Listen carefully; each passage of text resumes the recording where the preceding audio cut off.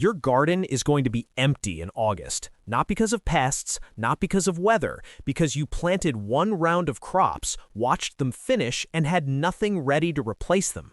The average home garden produces food for 6 weeks. The average growing season is 20. That is 14 weeks of bare soil where food should be growing. 14 weeks of grocery store runs you thought you were done making.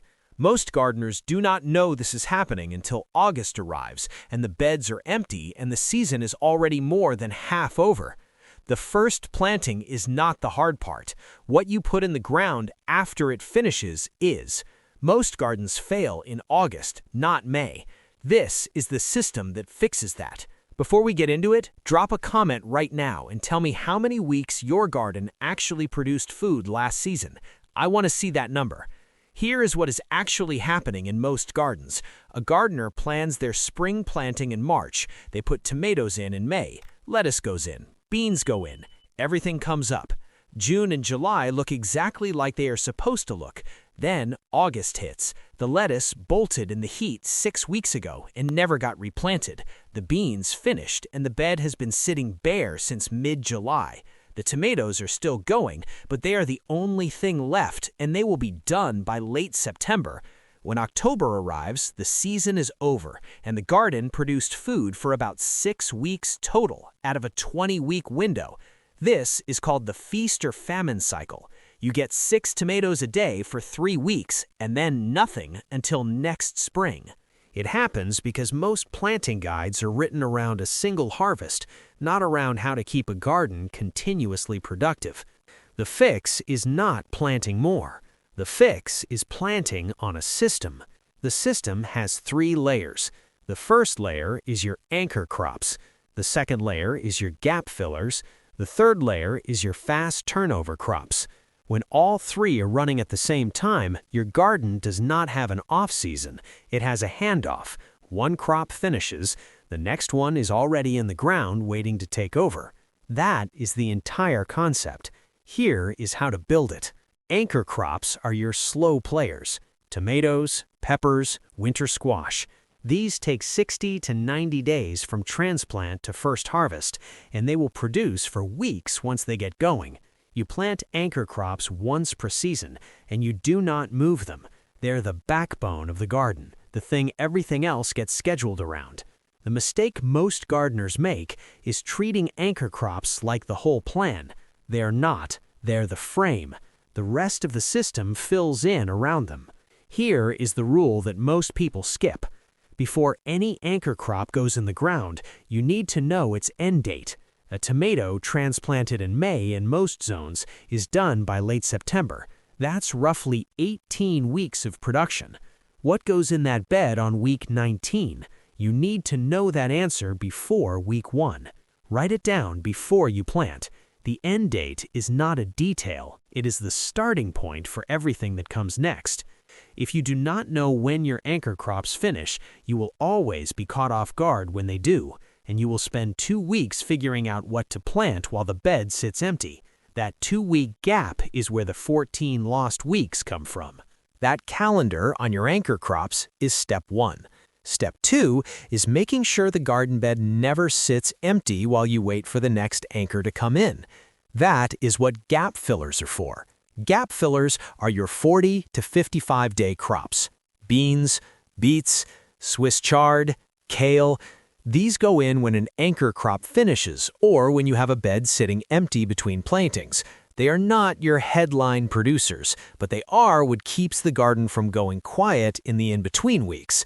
Late June, mid-August, early October. Those dead zones that most gardens never recover from. Here is the rule for gap fillers. Every time you pull a finished crop, you do not leave the bed empty. You put a gap filler in that same week. No waiting, no planning later. Bare ground gets planted within 7 days. That is the rule, and it is not flexible. Because the moment you leave a bed empty and tell yourself you will figure it out next week, the gap opens, and gaps compound. 1 empty week becomes 2. 2 becomes 4.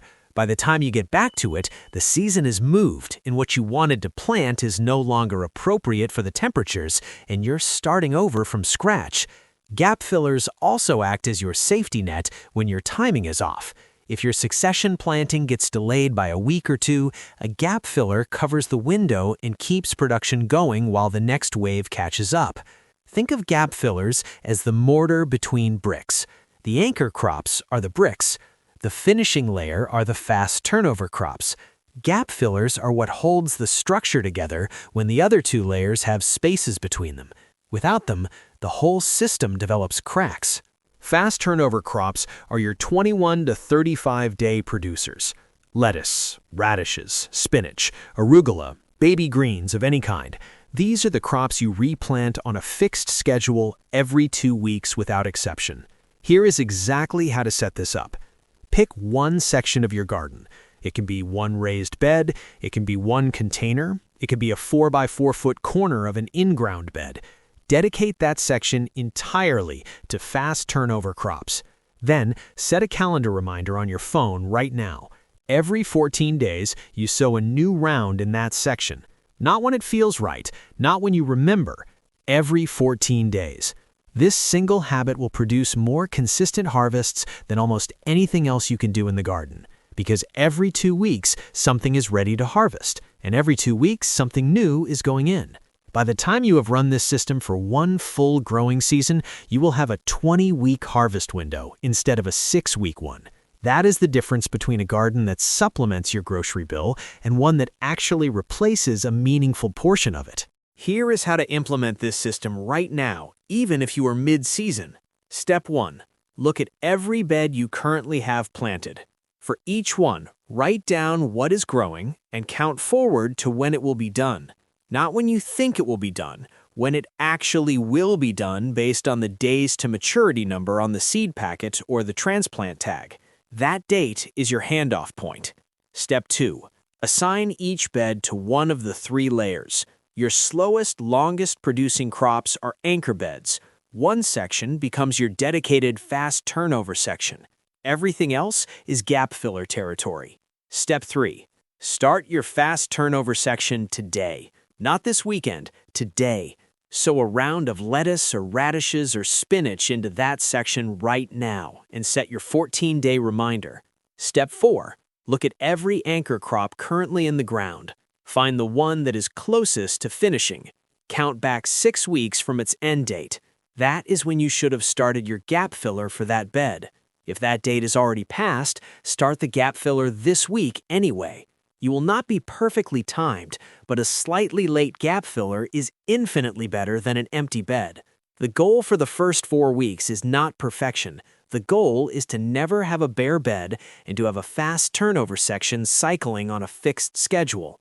Everything else builds from there. The garden that feeds you until frost is not the one with the most seeds in the ground. It is the one with the best handoff system. Anchor crops hold the frame.